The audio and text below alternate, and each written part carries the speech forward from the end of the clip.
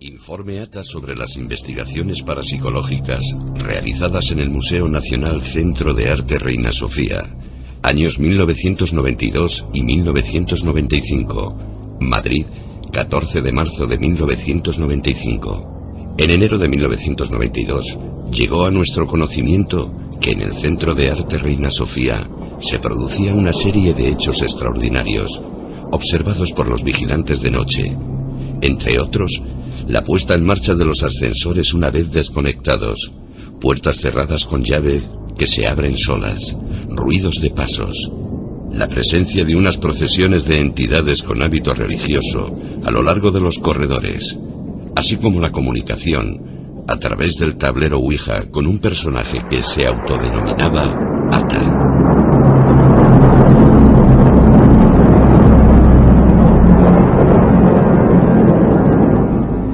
Buenas noches, amigos. El informe ATA es sin duda ya un clásico de la historia de los fenómenos extraños en nuestro país. Yo nunca lo había tocado, el original, y aquí lo tengo. Son 9 páginas sobre una serie de hechos absolutamente dignos de una película y que os vamos a intentar contar, porque gran parte de esta información quedó absolutamente oscurecida. Empezábamos la pasada semana hablando de un concepto sórdido, de un concepto realmente truculento, pero de un concepto que también es muy nuestro, la España negra, como si en las raíces atávicas de nuestro pueblo, de nuestra nación, hubiesen ciertos condimentos extraños que a veces pues motivan violencia, motivan representaciones antropológicas o etnográficas difíciles de entender, motivan una forma de ser y una forma de entender el misterio y el suceso. Y nos centramos, como bien sabéis, en historias de crimen y misterio. Ahora toca el misterio puro y duro. Esta noche van a desvelarse algunos secretos. Esta noche, historias que llevaban demasiado tiempo durmiendo el sueño de los justos van a ser aclaradas. Porque una de las fuentes fundamentales del organismo que regía el Museo de Arte Reina Sofía ha dicho que ya es momento de hablar, que ya es momento de contar, que ya es momento de que sepamos algunas cosas que intuíamos que podían ser verdad y que resulta que superan a cualquier imaginación.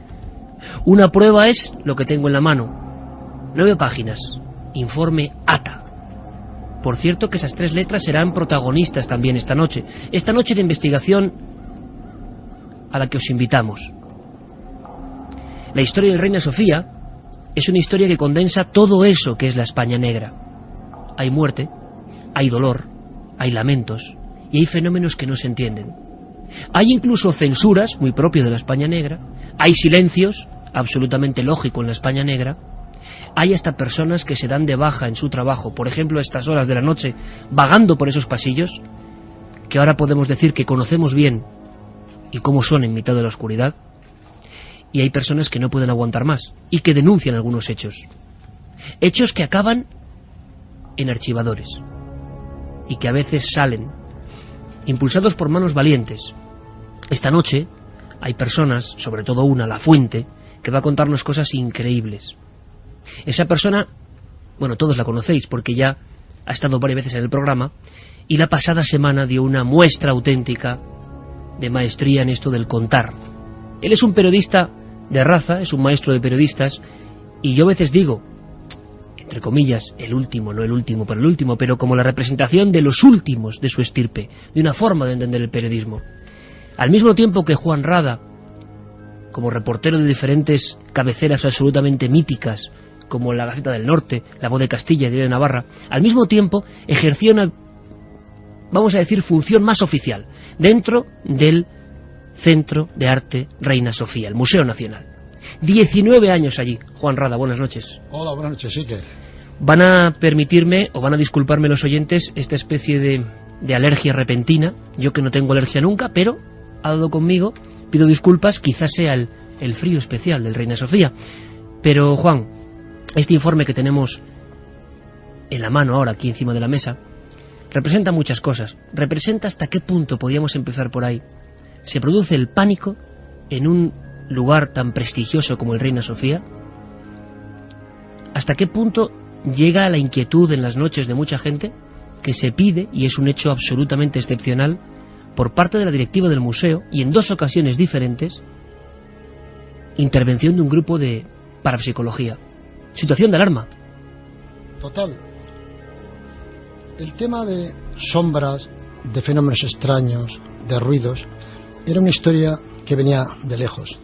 Pero fue sobre todo a raíz de la reconversión del Centro Nacional en Museo Nacional en 1990, cuando empezaron a aparecer abundantes huesos bajo el patio, bajo la calle Santa Isabel, en Argumosa. Entonces ya cundió un poco de, bueno, aunque la gente recordaba que había bajo una necrópolis y tal, pero bueno, esto qué es, qué no es, pero a raíz de eso se empezaron a observar fenómenos paranormales.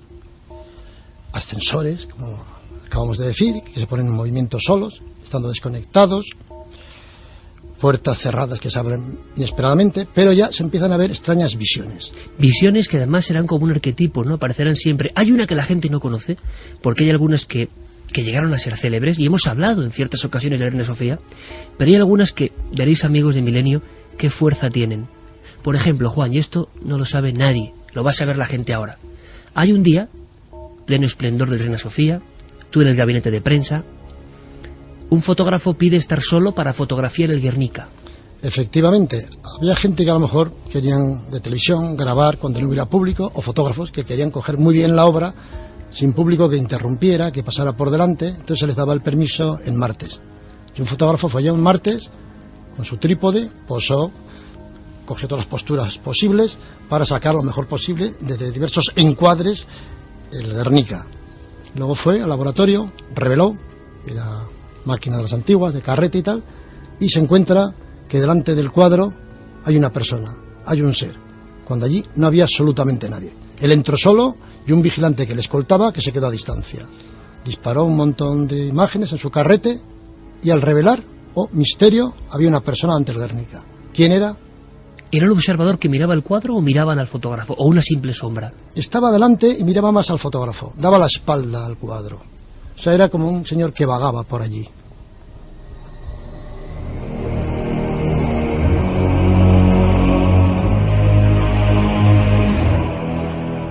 Desde el año 86 pasan cosas en el Reina Sofía, muy pocos permisos. Hoy podemos decir que nuestro equipo ha sido, bueno, pues casi bendecido por lo difícil que es, con otra posibilidad, aunque escueta, de grabar allí de noche, de estar allí en la noche, pero importa mucho más todo lo que sabemos y todo lo que se ocultó, Juan. Hubo hallazgos de osarios con huesos de niños, y no se informó mucho de esto. Toda esta información, desde luego, no salía en las portadas de los periódicos, ni mucho menos. Era algo que se quedaba en el cajón, ¿no? Sí, parecía que no iba en consonancia mucho pues con un centro de arte moderno y contemporáneo. Quizá el fallo radicaba en que puede que no fuera el lugar idóneo para montar un centro de este tipo, sino otro museo, pues yo qué sé, tipo de arqueológico, una biblioteca antigua. Entonces, cuando empezaron a aparecer huesos, cuando empezaron a producirse fenómenos extraños y demás, pues iba contrario pues a una supuesta progresía que se quería difundir desde ese centro. Fenómenos extraños que empezaron a tener fuerza cuando ya el personal, por ejemplo los vigilantes, aparte de cuando por las noches tenían que recorrer los sótanos con linternas y tal, pues claro, cualquier ruido extraño procedente de emparedamientos que luego se demostró que en realidad estaban allí, había otro personal como era el de limpieza, que a últimas horas de la noche, a las 9, cuando se iba el público y tal, pues veían como una procesión de monjas, 3 monjas concretamente en fila, con los brazos cruzados, con hábitos de hermanas de la caridad, con el tintineo de unos rosarios muy gruesos que llevaban en la cintura, con un fondo de rezos, de cánticos, y eso les imponía, porque además iban por unos grandes pasillos, pero al llegar al final se difuminaban, era como un fundido en la piedra. ¿Qué es esto? Por las mañanas a primera hora pasaba también que algunas señoras de la limpieza, cuando iban a limpiar los cristales que daban al patio, donde estuvimos anoche grabando, pues veían que había en un banco sentado un señor con aspecto mesiánico, un señor mayor, de edad de 80 años así, melenas blancas, pelo blanco y tal, sentado apaciblemente, como viendo pasar el tiempo. Ahora contaremos más sobre estos personajes y vamos casi a diseccionarlos, Juan, uno por uno, los tipos diferentes de apariciones que surgen. Pero hay una cosa más importante, antes de invitaros a participar, porque hoy todo el equipo Santi Camacho, buenas noches. Buenas noches, Iker. Javier Sierra, buenas noches, compañero. Muy buenas noches, Iker. Carmen, buenas noches.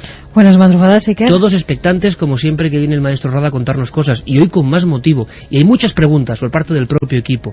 Yo sé que Santi y que Javier están entusiasmados con la posibilidad de saber muchas más cosas. Nosotros hemos tenido ya aventuras, como Juan, periodísticas en este lugar, pero todo eso vamos a ir desbrozándolo. Una cosa nada más.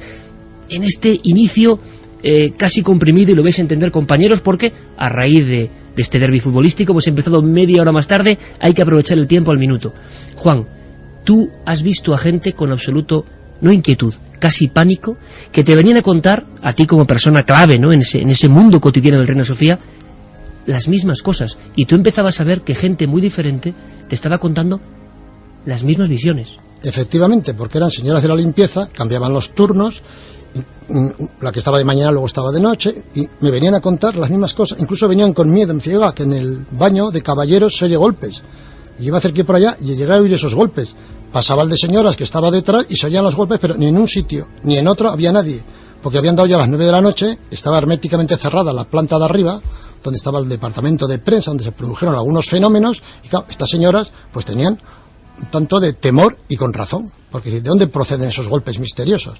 Ya no digamos cuando vienen otro tipo de fenómenos más marcados. Juan, brevísimamente, para tener ya el planeo sobre el tipo de horrores que se vivieron ahí dentro, y luego iremos a la historia del lugar, del edificio.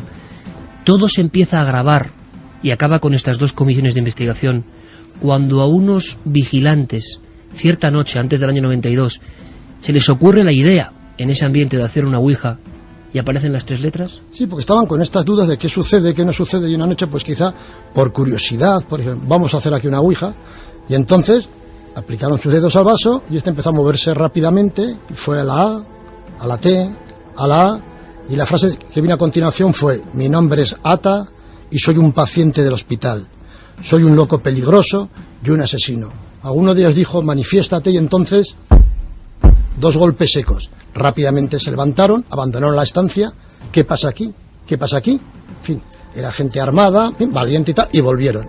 Entonces el jefe del grupo, que tiene el mismo nombre que el monarca que creó ese centro, pues dijo Ataulfo. Y ahí salió un poco el nombre, pues simpático, vamos a decir, de ese fantasma, ¿no? Pero que es un nombre importantísimo también, añadido, digamos, para restar tensión en ese momento grave. Las letras siempre fueron 3, Ata. Ata. El vaso fue A-T-A. Juan, ¿es verdad que 3 años después el grupo de investigación hace la ouija sin conexión con esa gente y sale lo mismo? Lo mismo. Primero se manifiesta Malú, una judía que decía que había vivido ya 4 siglos antes.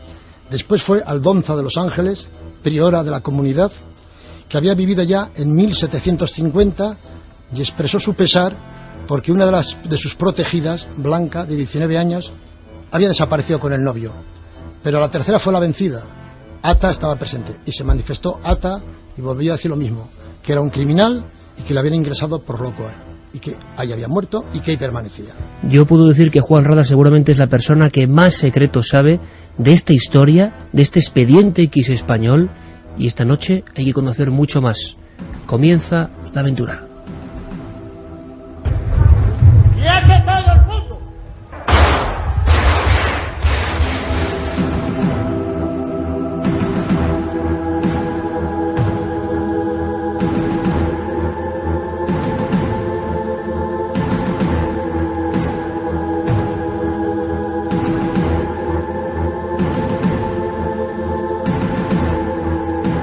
No crean que se ha manifestado repentinamente otra entidad extraña y desde luego digna también de la España negra en cierta manera.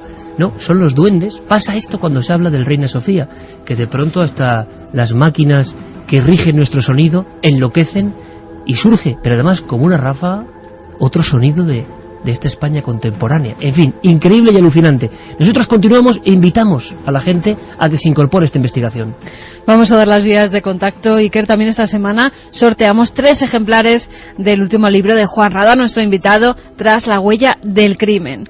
Las vías de contacto: 27699, palabra clave milenio, espacio, vuestros mensajes, milenio3 con número, @cadenaser.com y www.cadenaser.com. También en la web de ikerjimenez.com podéis votar en el debate de la semana. La pregunta, pues muy sencillita: ¿Creéis que hay fantasmas en Reina Sofía? La respuesta es sorprendente, 68,1% que sí. 68,1% que sí. Sí, y bueno, ya gente escribiéndonos que ha trabajado de alguna forma en Reina Sofía y ha vivido cosas. ¿Ah, sí? Pues hay que saberlo.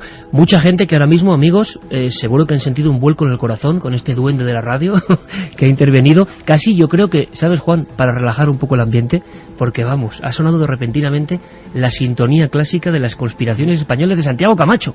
Increíble. Estas cosas pueden pasar en Milenio 3 y en la magia de la radio. Otro fragmento de ese expediente, 2 años diferentes. ¿Qué pasó en los 2 años? Bueno, por la conclusión a lo que el grupo EPTA, que fue el encargado de esta comisión de investigación, llegó, y que aparece en estas páginas, se resumiría, más o menos, y no es poco, en esto. Como resultado de la investigación, llegamos a la conclusión de que el edificio tenía una impregnación antigua debido a la intensidad emocional de las vivencias correspondientes a la función que como hospital había desempeñado el edificio durante muchos años.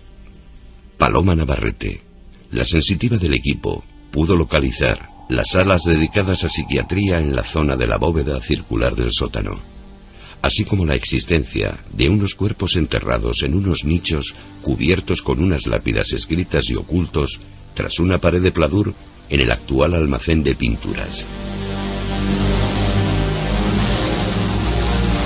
Y la propia Paloma Navarrete en su día daba fe de este acontecimiento que se convirtió casi en leyenda para los propios vigilantes, hay que entenderlo. Picaron en la pared y descubrieron que lo que imaginaba la sensitiva era una verdad rotunda, una verdad de muerte. Y yo paso al lado de una pared y digo, aquí hay muertos detrás de esa pared. Y el jefe de seguridad me dice, pero bueno, ¿cómo lo sabes? No puede ser, digo, ahí hay muertos, y además los estoy viendo, porque yo los estaba viendo, y estaba viendo una mujer y un hombre, y yo digo, están ahí y están como asomados y muy enfadados. Entonces dije, pues nosotros esto lo queremos ver. Hizo dio un tajo al pladur, abrió un boquete en el pladur, y efectivamente ahí estaban los 3 ataúdes.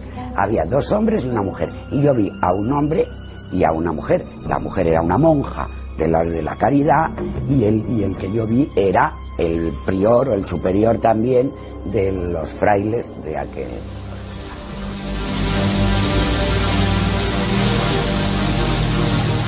Aparecen de nuevo las monjas encarnadas, casi incorruptas, creo, Juan, en algunos casos, que mucha gente afirma haber visto, claro, pero más de un siglo después de que estuvieran haciendo sus labores allí. Era el mismo tipo de religiosa que muchas personas de la seguridad te contaron que estaban viendo. Efectivamente, sí. Estas monjas que aparecieron allá emparedadas, pues respondían a lo que a un vigilante, sobre todo algunas señoras de la limpieza, habían visto. O sea, hermanas de la caridad, con ese atuendo clásico negro, con el recio rosario a la cintura. O sea, eran esas mismas sombras que correspondían a lo que aparecía allá, cuando incluso allá se sacaron los cadáveres de Fray Bernardino de Obregón y de 2 monjas y tal, para llevárselos, porque una cofradía quería, en fin, sacar a relucir un poco la historia de este fundador de los hospitales convalecientes de la corte. Entonces estaban incorruptos, pero claro, esto debía ser por la baja temperatura que siempre ha imperado allá, ¿no? Pero en cuanto a los uniformes y atuendos, correspondía a lo que la gente veía. Estas señoras que los habían visto por los pasillos, jamás habían visto lo que estaba enterrado allá, porque esto fue a posteriori. Estamos ya hablando del año 95, y los fenómenos se venían dando de tiempo atrás. Incluso en el informe aparece una franja, es muy curioso, un mapa, lo estoy viendo ahora mismo, un mapa, un plano del Museo Reina Sofía, y hay toda una franja que marcan como con una serie de alteraciones importantísimas a todos los niveles, sobre todo en la zona del subterráneo. Sí, esa es la zona más importante. Al parecer abajo estaba la capilla, y era pues donde se iban produciendo todos estos enterramientos, pues porque allá llevaron mendigos, locos, niños abandonados, en la guerra civil soldados que fueron torturados y los enterraron allá, en fin, entonces todo iba para abajo. Fue una necrópolis que se fue improvisando, y allá abajo es donde se sentía esa energía cargada, para muchos hasta una especie de energía negativa, porque empezaron a sentir mareos, estrés, confusión. De ahí que hubo gente que pidiera el traslado, no se lo concedían, alguien tuvo que pedir la baja, pero en fin, había una incomodidad porque se estaba mal allá abajo. Invitamos en todas las vías de contacto, a través de Facebook, La Nave del Misterio, a través de ikerjimenez.com, en Twitter lo mismo, La Nave del Misterio en Twitter, y las vías de contacto que siempre comenta Carmen, porque es muy importante que hoy, amigos y amigas, que hayáis tenido contacto con el Reina Sofía, y quizá ya podáis hablar, como hace Juan Rada. Es importante que nos contéis partes de este puzzle interesantísimo, porque ha habido, y sé que Javier Sierra tiene muchas ganas de preguntarle a Juan, ley del silencio, ¿verdad? Que es una de las cosas muy de la España negra, decir, de aquí no sale nada. Y muy de aquel tiempo también, porque tenemos que situar todos estos hechos del Reina Sofía en un contexto que creo que es importante. Es el Madrid de primeros de los 90, donde un poco tiempo antes de estallar, digamos, el escándalo del Reina Sofía y de sus fantasmas, se estaba hablando en el Palacio de Linares también de la presencia de fantasmas en ese lugar, y la comidilla de que varios edificios oficiales en ese tiempo que estaban en obras, estaban infestados por presencias, digamos, no identificadas, estaba, digamos, al cabo de la calle. Por lo tanto, lo que ocurre en el Reina Sofía es hasta casi comprensible que hubiera sido silenciado por unas autoridades a las que esto les había pillado por completo desprevenidos. Pero atención, y aquí es un poco el comentario que yo quería introducir, la presencia del grupo EPTA, es decir, del equipo que en ese momento lideraba el sacerdote jesuita José María Pilón y sus 6 compañeros de investigación, entre ellos físicos, arquitectos, en fin, gente muy cualificada. Que firman el informe al final. Exacto, es requerida por los, digamos, responsables de la seguridad del edificio, es decir, del entonces futuro Museo Reina Sofía. Por lo tanto, no es que de repente hubiera un grupo de parapsicólogos, entre comillas, que se colaran de rondón, es que su presencia fue oficial, y lo más curioso de todo, se les pidió que no dijeran nada. Ellos, y yo lo recuerdo perfectamente en conversaciones con el padre Pilón, con Sol Blanco Soler, con Paloma Navarrete, guardaron el secreto durante muchos años, y de repente lo ven publicado en las páginas del entonces Diario 16, para su sorpresa. Es decir, que claro que había una confabulación de secretos, se les pidió a ellos que guardaran ese secreto y cumplieron, pero, en fin, esto era algo que no se podía sofocar por más tiempo, porque se hablaba en todo Madrid de que allí estaban ocurriendo cosas extrañas. ¿Te pidieron ocultar cosas, Juan, en ciertos momentos? En este aspecto siempre hubo un secretismo, porque pensaban que estos fenómenos pues podían ser perjudiciales y que no iban en la línea de un centro de arte contemporáneo, vamos, no era nada progresista, era un poco recordar la España negra, y para eso aplicaban pues el mismo sistema que la España negra, ¿no?, que es el secretismo, la cerrazón informativa y demás. Por eso, a raíz de los fenómenos y las denuncias que había internas a la dirección, la directora del centro en el año 92 y el director después en el 95 solicitaron la intervención profesional de estos especialistas, pero con un informe que se debía guardar en secreto. ¿Cuál fue la sorpresa, tanto del museo como sobre todo de estos parapsicólogos, cuando lo vieron publicado en Diario 16?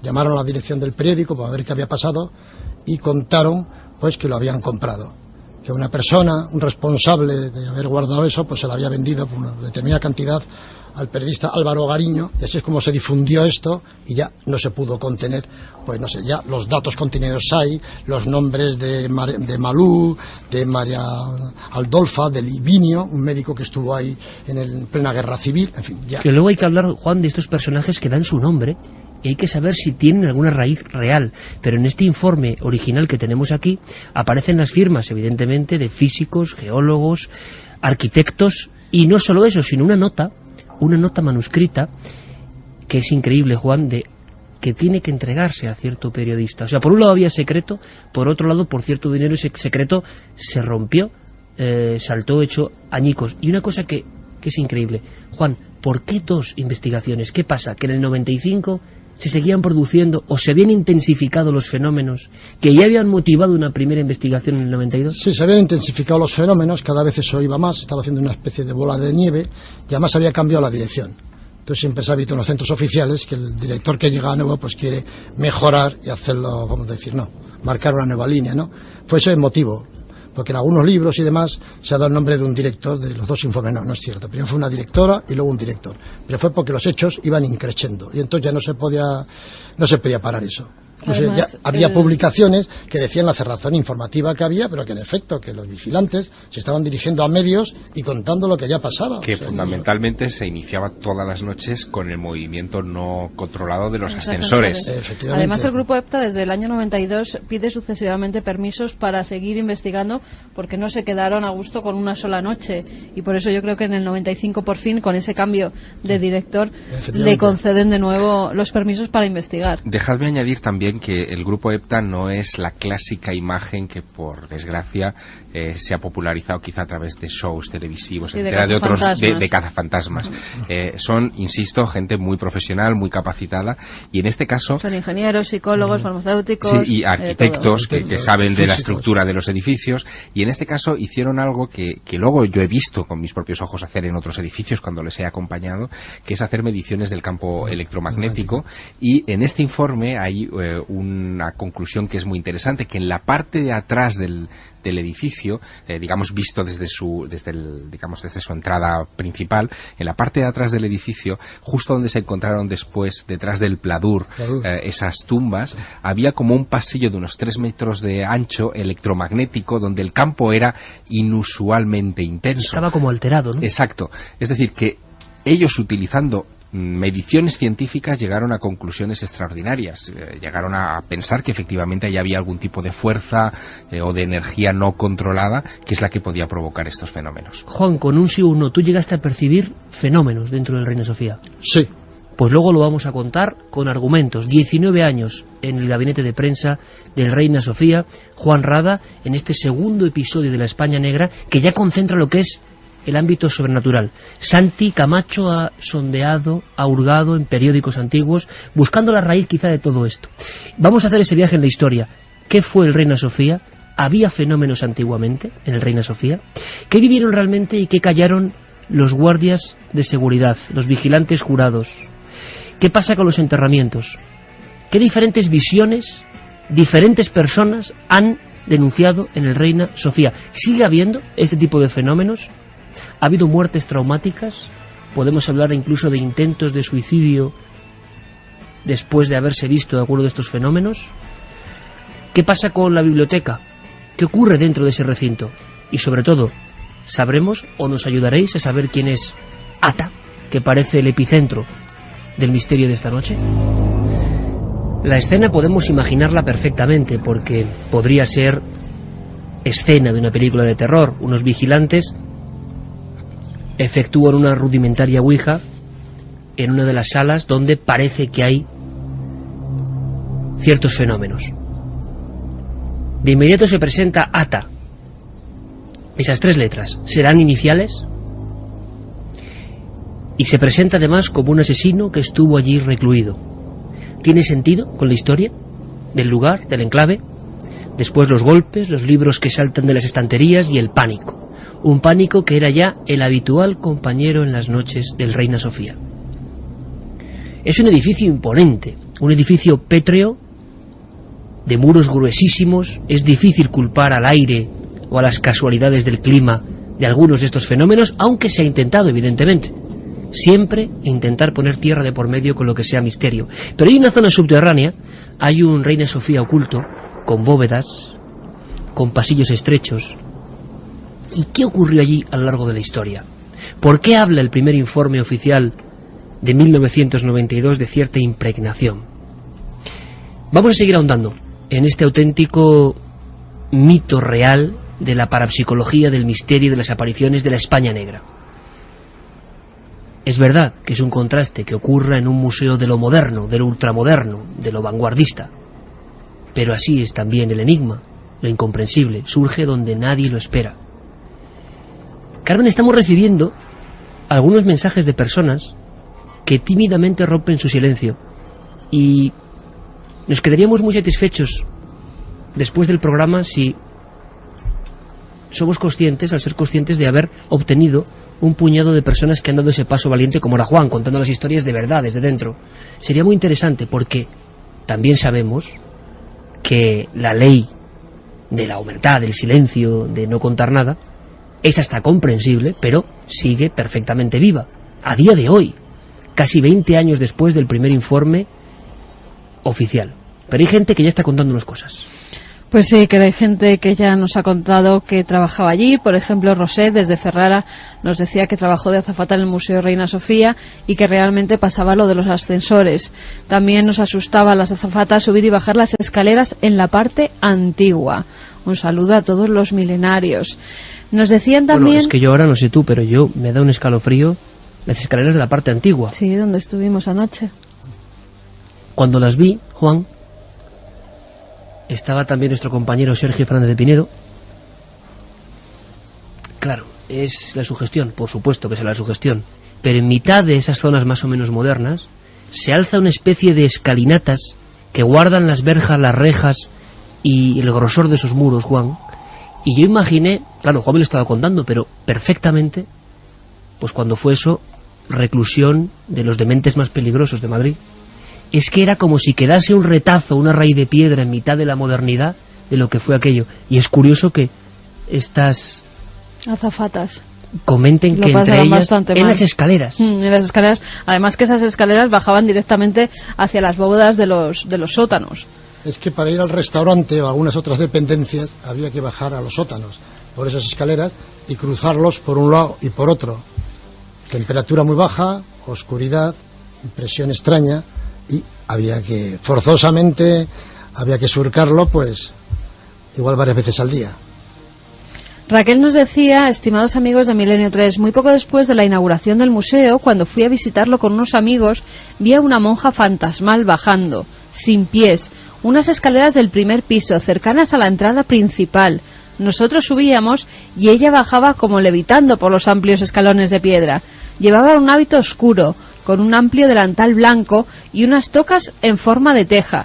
Yo no dije nada a mis amigos, a los que me acompañaban. Después me enteré de todo el asunto y de la investigación del grupo EPTA, y me quedé de piedra. Un saludo, Raquel. Pedimos a Raquel, por favor, si nos puede dar algún tipo de dato de contacto. Nos ha mandado un mail. Nos encantaría, porque hay que contar la verdad. La verdad, lo que ocurre, lo que pasa, porque creo que el retrato robot que acaba de dar Raquel, Juan, es, es un calco de lo que mucha gente te contaba a ti cuando estabais ahí dentro. Efectivamente, coincide con la versión que me daban a mí las empleadas de la limpieza, de que estas monjas no caminaban, sino que iban avanzando, que se iban deslizando por el suelo, o sea, pero sin llegar a tocar, ¿no? O sea, eran como una levitación que les conducía hacia el fondo del pasillo y desaparecían al final. ¿Son las mismas escaleras, Juan, por los datos que das, esas escaleras cerca de la entrada a la primera planta antigua? Efectivamente, sí, son esas escaleras, sí. Que tienen como una especie de arcos de piedra cubriéndolo. A mí me impresionaron, conducen a las bóvedas, todas ya de ladrillos, de mampostería, en fin. Es un ambiente que impregna de energía, pero... Daniel nos decía que no solo ocurren fenómenos extraños en el Reina Sofía, que él ha trabajado en el Conservatorio de Música, que está al lado del museo, y que también ocurren fenómenos extraños. ¿Qué pasa? Que toda la zona de Necrópolis quizá ocupaba el mismo sector. Seguimos pidiendo, repetimos vías de contacto, Carmen, porque hoy son importantes. Vamos a arrojar luz, vamos a intentarlo con todos vosotros. Vamos a repetir esas vías de contacto: 27699, palabra clave, milenio, espacio, vuestros mensajes, milenio3 con número, @cadenaser.com. Ya sabéis que a través del mail nos podéis escribir con detalle todas vuestras vivencias, sobre todo en el Museo Reina Sofía, del que hablamos esta noche, y también, para ponernos frases cortitas, pues la web de la Cadena Ser, www.cadenaser.com. Sorteamos Tras la huella del crimen, de nuestro invitado Juan Rada, ese libro que trae historias fascinantes, Iker. Y si quieres, vamos a dar los datos del debate de la semana. ¿Hay fantasmas en el Reina Sofía? Esa era la pregunta, y la respuesta de todas las personas que han votado es sí, un 71,6%. Ha subido, ¿eh? Después de casi 20 años, nuestro equipo ha recibido luz verde.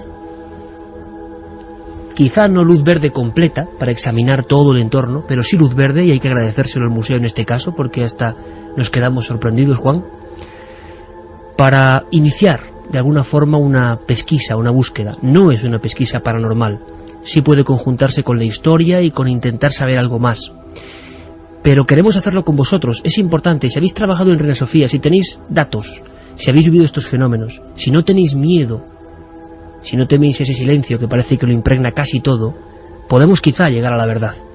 Hay que intentarlo, y en esta sociedad virtual de hoy, interactiva de hoy, es posible.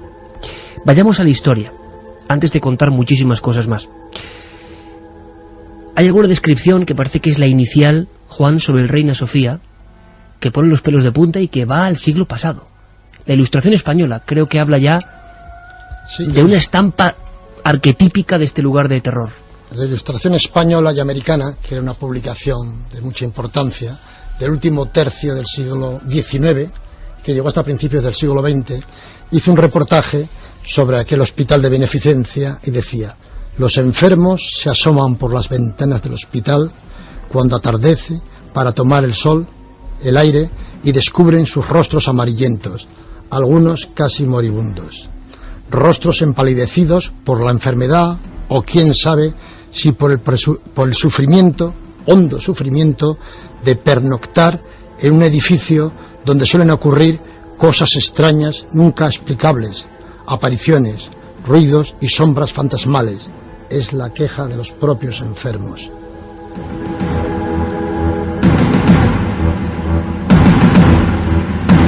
Santiago Camacho, compañero, se habla de apariciones fantasmales, hechos inexplicables, hace más de 100 años en los periódicos españoles sobre este lugar.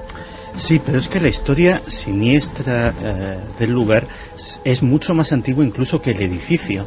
El Atochar, el Odivar de Atocha, era un lugar desde el siglo XVI, desde la época de Felipe II, evitado por los madrileños. Allí estaba, en esa época de Felipe II, se instauró un albergue para indigentes. ¿En el siglo XVI, Santi? Sí, el Hospital de Convalecientes de los Hermanos Obregones, que era un lugar donde iba la gente a morir directamente, en unas condiciones atroces. Si malas eran las condiciones de ese hospital decimonónico, imagínate ese albergue, un edificio mucho más siniestro todavía, en el cual la gente era recogida de las calles, una ciudad llena de mendigos, llena de menesterosos, asolada por epidemias, y era simplemente tumbada en jergones para que muriesen. En ese lugar, lógicamente, los madrileños lo evitaban cuidadosamente, porque ya se empezaban a oír en aquel momento, no de seres de ultratumba, sino de moribundos. Se oían a centenares de metros a la redonda, se veían quejidos, se veían salir parihuelas con cadáveres que no se sabía a dónde eran enterrados. Y bueno, era ya antes de esa construcción un centro de muerte.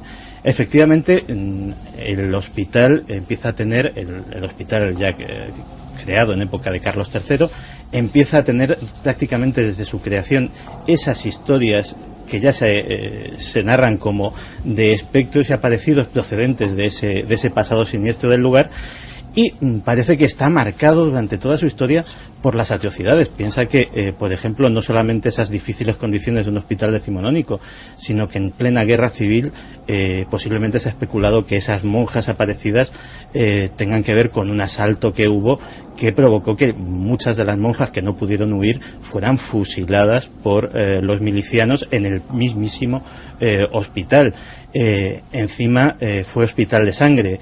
El frente de Ciudad Universitaria, todos los heridos iban allí transportados de ambos bandos, y no se podía evitar que gente incontrolada, milicianos que no tenían muy claro al mando de quién estaban, realizasen sacas de gente, de nacionales que estaban también moribundos, heridos, y en el mismo patio del hospital también los fusilasen.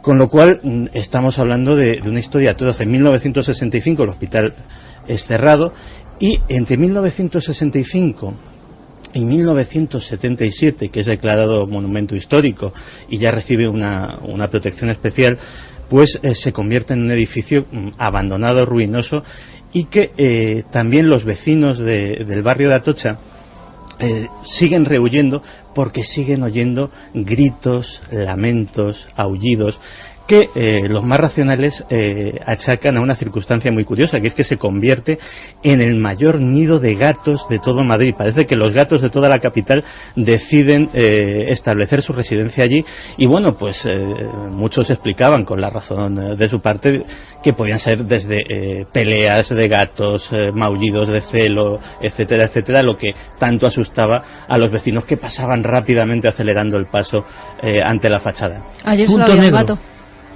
Sí. Solo uno. Punto y además negro. estaba en la garita, porque había nacido allí y lo estaban cuidando. Reina Sofía con 1000 historias, y hay una, Santi hablaba de dementes, racias, sacas, guerra civil. Ayer a mí se me ponían los pelos de punta, de verdad, cuando Juan Rada me recordaba por esos pasillos inmensos típicos de hospital, muros, repito, muy gruesos, piedra gris, es un poco Escorial en miniatura por dentro, es un gran claustro o jardín con fuentes antiguas y unas grandes ventanas acabadas en una especie de bóveda o semicírculo. Bueno, pues imaginaos por favor la siguiente escena: personas de la limpieza, una señora, inmenso pasillo, austero total, ¿verdad, Juan? Sin nada, sin apenas decoración, sobrio, casi espartano. Y de pronto, todavía es casi amanecida, ve a alguien dentro del jardín, del claustro, y no hay acceso. Se repitió varias veces. Le llamaron el mendigo. Sí, porque estaba el sol estaba empezando a romper contra las tinieblas de la noche, cuando veían ahí una figura un poco nebulosa, pero claro, ya iba amaneciendo, y había un señor sentado tranquilamente en el banco, con pinta mayor, ya de unos 80 años, una especie de Moisés, una pinta mesiánica, barbas, pelo largo, tranquilamente ahí, viendo discurrir la vida, ¿no? Como quien espera la muerte, tranquilamente. Pero lo curioso es que al rato volvían a mirar, seguía, y cuando ya a las 8 y pico empezaba ya a entrar el personal, a trabajar y tal, se había esfumado. Nadie había visto levantarse del banco, salir del patio, pero hasta el día siguiente que volvía a aparecer. Entonces, suponían que ahí pasaba las noches, o sea, que era un amigo de las sombras, y que con el día desaparecía. Nunca se le identificó, Juan. Nunca se le identificó. Se habló de que podía ser un vagabundo de la calle, pero en fin, eso es imposible, dadas las rígidas, vamos, medidas de seguridad que hay allá, sensores y demás, y ve que un mendigo en pleno invierno no se va a ir a dormir a un patio ahí al raso, se iría debajo de un puente, al metro, otro sitio. No va a estar ahí sabiendo que más a las 8 tocaban Diana. Estaba él sentado tranquilamente, en lo más duro del invierno, igual va bajo cero y tal, vestido normal, o sea, con una chaqueta así, tipo pueblerino, como si respondiera hace unos siglos y demás, tranquilamente. Pero lo curioso es que nadie le veía levantarse. Era mirar, estaba, volver a mirar, y ya no estaba. Había desaparecido. Varias personas identificaron al mismo ser en diferentes tandas o épocas, Juan. Efectivamente, pero siempre a las mismas horas. De noche prácticamente no le veían porque entraba, surgía con las sombras de la noche. Y al desaparecer las sombras, poco a poco es cuando se difuminaba y se iba a ir.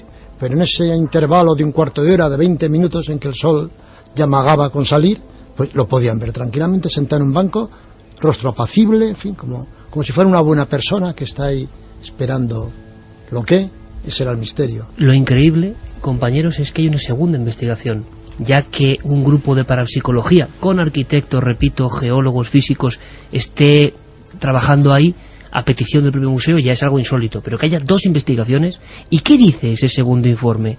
¿Qué revela? En la noche del 1 de marzo de 1995, iniciamos una investigación con la útil colaboración tanto del jefe de seguridad, Fernando Hernández Sánchez, como de los vigilantes que estaban de servicio. Los resultados muestran la existencia de un campo magnético anormalmente alto en una zona que recorre el edificio en la orientación oeste-este de una anchura aproximada de 3 metros y perpendicular a la pared de pladur del almacén de pinturas. A las 12 de la noche instalamos el tablero Ouija en el suelo de la sala de la bóveda, sentándonos a su alrededor para intentar recabar más información. Es que duda cabe una noche de escenas. Ahora es el grupo quien decide hacer la Ouija, que claro, es muy subjetivo todo esto, es muy arriesgado todo esto, pero imagino que el grupo lo hace después de haber medido los campos, de haber hecho otro tipo de apreciaciones, de medir el grosor de los muros. Es como la guinda del pastel parapsicológico, quizá. Bueno, ellos no descartan ningún método de trabajo, es decir, que ellos forman parte de un equipo integrado por profesionales de todos esos campos que hablábamos, de la física, la arquitectura, etcétera, pero no descartan tampoco utilizar a una psíquica como es Paloma Navarrete, que además ha dado información de interés en muchas ocasiones sobre los casos que han trabajado, y tampoco renuncian a utilizar un método como la Ouija, sabiendo las limitaciones que tiene una fuente de información de ese tipo. Lo que es verdaderamente curioso, aunque aquí puede estar muy presente la información subliminal que ellos ya habían incorporado después de las visitas previas, es que vuelva a aparecer ese personaje Ata que había surgido en la primera Ouija de aquellos vigilantes jurados, pues 4 años antes. Y Javier, Juan, ¿había algún tipo de posibilidad? ¿Alguien en aquella Ouija, en aquella noche, en el 95, había comentado el asunto de Ata quizá con el grupo EPTA para condicionarles o no? No, no se ven absolutamente nada. Eso de Ata solamente era entre unos pocos vigilantes, digamos, que era a nivel privado, porque ya siempre existió, pues eso, como hemos hablado, una omertá, una ley de silencio absoluto. Entonces ningún vigilante se atrevía a difundir esta historia. Entonces el equipo que vino fue totalmente sin saber de qué iba. Estamos seguros de eso, ¿no? Que sí, no había ningún tipo de filtración. No había ningún tipo de filtración, ellos no conocían, vamos, él. Y sale Ata. Ata. Y nadie sabe quién es Ata, pero es que salen más cosas. Y en el informe oficial se revelan algunos nombres que surgen, nombres y apellidos, a través de un sistema tan poco fiable, evidentemente, pero en ese lugar. Y fechas. Y fechas concretas. Y algunas más que vamos a dar ahora. Esto es lo que cuenta el informe sobre la Ouija. En primer lugar, se comunicó con nosotros una mujer que dijo llamarse Malú, ser judía y habitar el lugar en 1594. Solo quería dar gloria a Dios. Después, se manifestó otra mujer de nombre Aldonza de los Ángeles, que aseguró haber sido priora de la comunidad del hospital en los años 1750. Buscaba con afán a una joven llamada Blanca, que vivió en el edificio de los 15 a los 19 años y se fugó con alguien sin dejar rastro. Dijo ser la tutora de esta huérfana. El tercero en ponerse en contacto con nosotros fue Ata, personaje conocido de los vigilantes. Ata resultó ser un loco furioso, paciente del hospital y sumamente peligroso, pues según su propia confesión, había asesinado a 5 personas. No sabía en qué año había vivido, tan solo sabía que su rey se llamaba Carlos. No era feliz, pero no quería ayuda.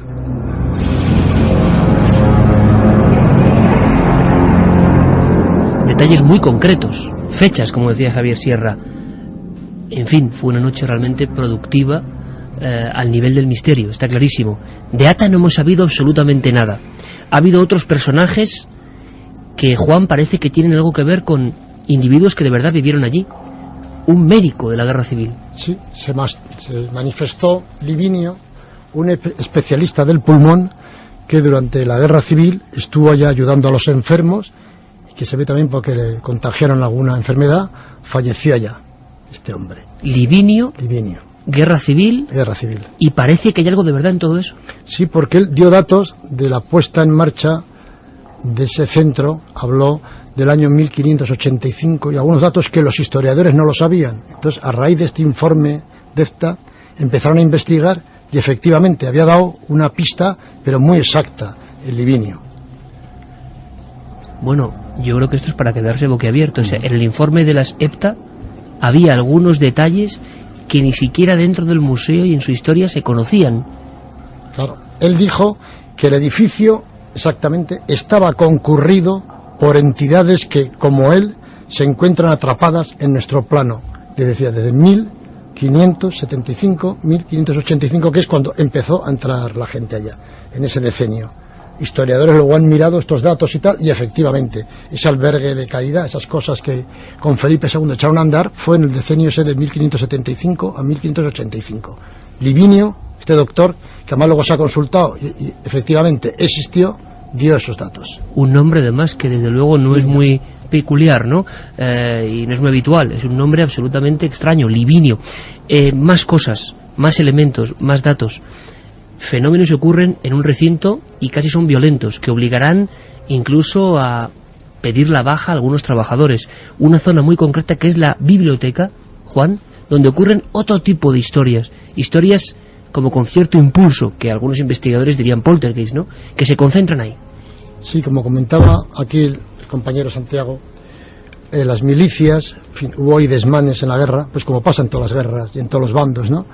Y en la biblioteca, en la tercera planta donde estuvimos anoche grabando, ahí estaba la sala de torturas. Ahí se tortura soldados, murieron ahí o abajo en el patio donde luego los fusilaron. Había una sala de tortura. Una sala de torturas, sí. Y ahí se montó pues la biblioteca, el archivo, documentación, demás. Hubo una sala de torturas ahí. Gente que luego murió abajo y que está enterrada. Entonces cuando daban las 8:30 de la tarde, que es cuando ya se cerraba la biblioteca al público y abandonaban pues la gente, pues las empleadas con unos carritos tenían que coger los libros, irlos, pues, llevándolos a sus lugares de origen, de destino, o sea, por orden alfabético, de autores, de temas y más. Entonces a veces cuando los iban a colocar, pues oían como golpes, se quedaban un poco sobresaltadas, incluso alguna vez se quedaban paradas y algún libro saltó y caía al suelo. ¿Por qué eso ya entonces? Claro, de día había, pues, no vamos a decir bullicio porque era una biblioteca, pero sí había ruidos y tal. Entonces era a partir de las 8:30 hasta las 9:00 en que subía el vigilante y cerraba todo, cuando se producía este fenómeno. O sea, de ruidos, de golpes secos en la pared e incluso ayes, como lamentos, como gritos de lamento, como gritos de dolor. Y algunos libros que llegaron a caer. Pero ellas me contaron varias, coinciden varias, en que oían lamentos, en que se oían ruidos. Tú antes has hecho la típica percusión de un sonido, que dirían algunos expertos rap, y antes decías con un rotundo sí que habías vivido estos fenómenos. No es solo que te venga... Tú eres de los últimos en salir cada noche del Reina Sofía, ¿verdad, Juan? Efectivamente, sí, salimos ya con las sombras últimas. ¿Y llegaste a percibir esos golpes de origen desconocido? ¿En la biblioteca también o no?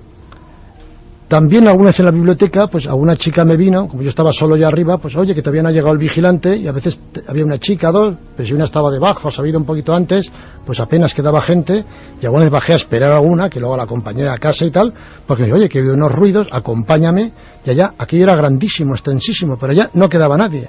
Y además en cuanto salíamos, venía un vigilante y cerraba con llave. Yo llegué a oír ruidos. Hoy en la quinta planta, en el baño, cuando vino alguna señora de limpieza, ruidos en el baño. También se daban fenómenos de secadores que se ponían a funcionar solos y tal, en fin, temas eléctricos que al igual que ascensores que otras cosas, pero bueno, pero golpes secos yo oí en el baño con presencia de alguna señora de limpieza y en la biblioteca pues con alguna funcionaria o personal laboral que estaban allá. ¿Sentiste inquietud, Juan? ¿Sentiste que eso no tenía control ninguno? Sí, no, eran unos fenómenos que ya se habían ido un poco de la mano, que la gente la había cogido, había un poco psicosis ya, ¿no? Incluso ya la gente pues tenía un temor, ya el que oía golpes o el que no oía, ¿no?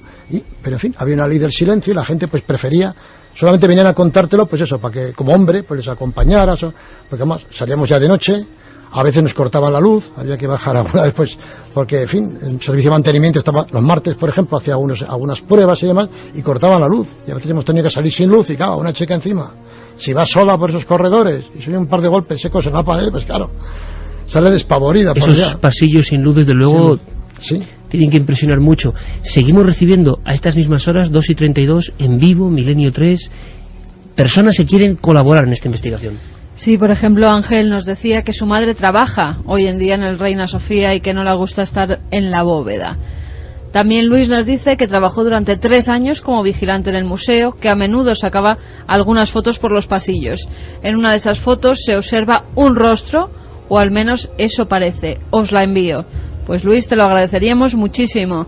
Milenio3 con número @cadenaser.com es el mail para enviarnos la foto a través del correo electrónico, o nos lo puedes enviar directamente a Gran Vía 32, octava planta, 28013 de Madrid, poniendo Milenio 3, que es nuestra vía postal. Te agradeceríamos mucho que nos enviaras esa fotografía. También nos dice Selenio que él trabajó en el Reina Sofía como técnico de mantenimiento y que los turnos de noche eran temibles. Todas las noches acontecían fenómenos extraños, sobre todo en la parte antigua. Las luces se encendían solas y el ascensor se ponía en marcha. Trabajé en el Reina Sofía y sí que oí historias raras de los tiempos en que era hospital. Creo que corre una energía especial entre las esquinas del museo y del conservatorio. También gente que ha visitado el museo y dice que no se ha sentido nada bien. Ana Bataller dice que estuvo allí en los años 90, mediados de los 90, en la parte administrativa. fue a visitar a un amigo suyo que trabajaba en el museo. Dice que no menciona su nombre por discreción, que aquella tarde fue a recogerle cuando le llama por teléfono. Bueno, dice que todavía está un poco liado y que suba a su despacho. El amigo dice que tiene que ir a dirección a que le firmen unos papeles, que volvía en unos minutos. Casi me había dejado sola en la sala y había cerrado la puerta. Cuando volví a abrirla y me preguntó: oye, ¿no te da miedo quedarte sola, verdad? Ella se sorprendió bastante porque no conocía nada de la historia de misterio que había en el Museo Reina Sofía. Hizo un gesto con la cabeza como diciendo que no. Además, ella había investigado y había recorrido muchos museos y bibliotecas. Decía que no le daba ningún miedo, pero que en cuanto cerró la puerta a su amigo se quedó pegada en la silla sin poder moverse porque parecía que la estaban vigilando. Eso es muy interesante, ese comentario, porque viene a reflejar algo que Juan nos puede confirmar, y es que este asunto de los fantasmas, o de por lo menos la existencia de fenómenos extraños, era algo que conocían todos los empleados del Museo Reina Sofía. Eso nos lo dice ahora esta amiga, Ana Bataller, porque decía que cuando ya se van, le preguntó que dónde estaba el baño, y el amigo le dijo: mira, mejor vamos al bar de aquí al lado, no entres en los baños.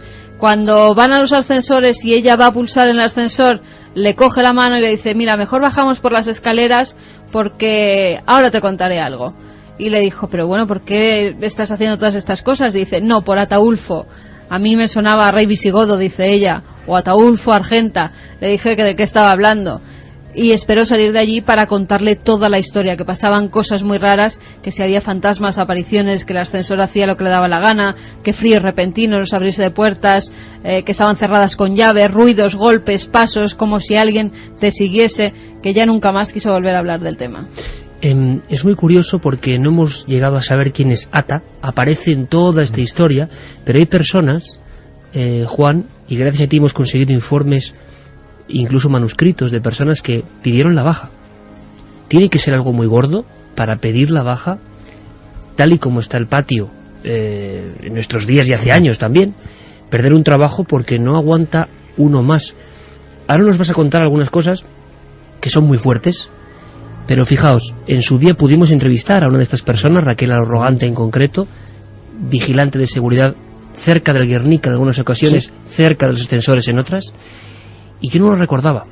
Pero ahora, conociendo un poco más el tema, sí que me impresiona especialmente, porque ella llega a decir que su comportamiento varió y que empezó a hablar con voz de niña pequeña, sin tener ella voz de niña pequeña ni mucho menos. Es decir, los fenómenos, bien sea por psicosis o no, iban increciendo. Podríamos abrir el debate de si estos fenómenos son solo histeria o se alimentan de la histeria y crecen exponencialmente cuando en el entorno ya hay miedo, como si el miedo fuera un combustible para ellos, ¿no? Escuchamos el testimonio. Me salía una voz muy débil, que no es porque yo tenga un tono de voz débil, sino que me salía una voz que casi no me salía también una voz como de niña pequeñita, como de niña pequeña. Yo ya tenía 21 y 22 años cuando trabajaba allí. Era una sensación muy extraña y que me hacía encontrarme mal y me alteraba el comportamiento también. Era como una especie de trance. Yo no sé definir un trance, pero era como si me cambiara la conciencia, como si no fuera yo, como si fuera otra persona diferente. Cuando yo tomo la baja, empiezo a interesarme por que se investiguen los hechos que me han ocurrido allí y por informarme de qué es lo que sucedió allí en el museo, sobre el tema de las investigaciones paranormales, porque sabía que se habían hecho 2 investigaciones paranormales.